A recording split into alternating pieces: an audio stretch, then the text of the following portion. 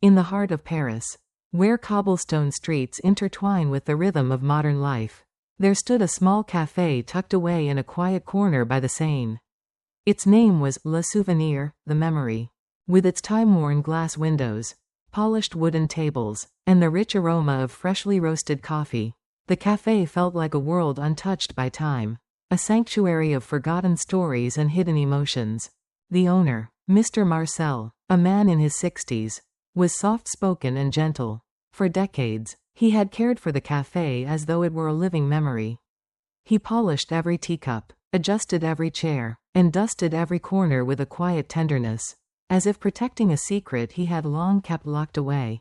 One autumn afternoon, when golden leaves drifted silently onto the cobblestones, Clara, a young literature student, stepped inside to escape a sudden downpour. The café was nearly empty, save for the soft hum of an old jazz record playing in the background. As she settled near the window, her gaze caught sight of a small wooden box displayed in an antique cabinet. Its surface was carved with delicate French words, "Et ce qui ont aimé et perdu," for those who have loved and lost. Intrigued, Clara asked Mr. Marcel about the box, but he only offered a faint smile and a quiet shake of his head. That night, the image of the box lingered in her mind. Days later, she returned to the café. This time, as the rain tapped softly against the windows and the jazz played low, Mr. Marcel finally sighed, retrieved the box, and placed it gently before her. Inside lay a bundle of old letters, their pages yellowed with time, the ink slightly faded yet still elegant. They were written nearly a century ago. Mr. Marcel murmured, his voice heavy with memory. By Louis and Amélie, the founders of this café.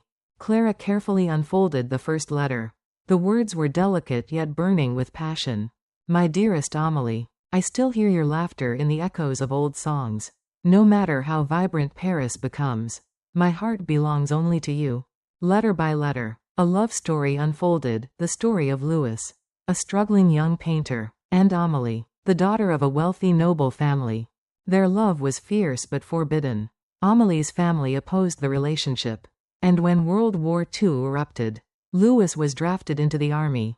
The lovers were torn apart, their letters becoming the fragile bridge that connected their hearts across distance and time.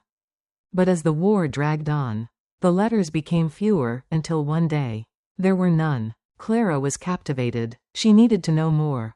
What became of Louis and Amélie? She spent days searching through national archives, flipping through crumbling newspapers and faded photographs.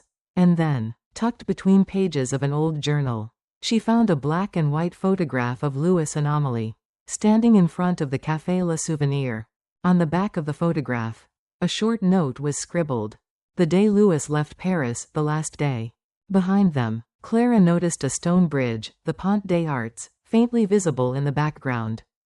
One misty afternoon, Clara followed the clue to the bridge. Rain hung in the air. The Seine flowed quietly beneath her feet, and the city seemed to hold its breath. Near the far end of the bridge, hidden behind a cluster of flowers, she discovered a small bronze plaque. The inscription read, Louis Moreau, the painter who gave his youth and his life for the peace of France. Clara's heart clenched. Tears welled in her eyes as she traced the engraved letters with trembling fingers. Louis had died on the battlefield. But what about Amélie? Her search led her to one final revelation. Amélie never married. After the war, she returned to Le Souvenir, reopening the café and keeping it alive for the rest of her life, a living tribute to the love she and Louis once shared. Clara returned to the café and gently told Mr. Marcel everything she had discovered. He sat in silence for a long while, his eyes glistening under the soft café lights, before finally whispering, Amélie was my grandmother. Together, they sat quietly by the window, watching the raindrops streak down the glass as the dim lights of Paris flickered across the wet cobblestones. From that day on, the story of Louis and Amélie became a legend within the neighborhood. People came to Le Souvenir not only for its coffee but to feel the lingering warmth of a love that had outlived war, time, and even death itself. And so, beneath the soft hum of jazz, between the scent of roasted beans and the whispers of forgotten pages, the forgotten letters remained, a reminder that some loves though buried by time, never truly fade.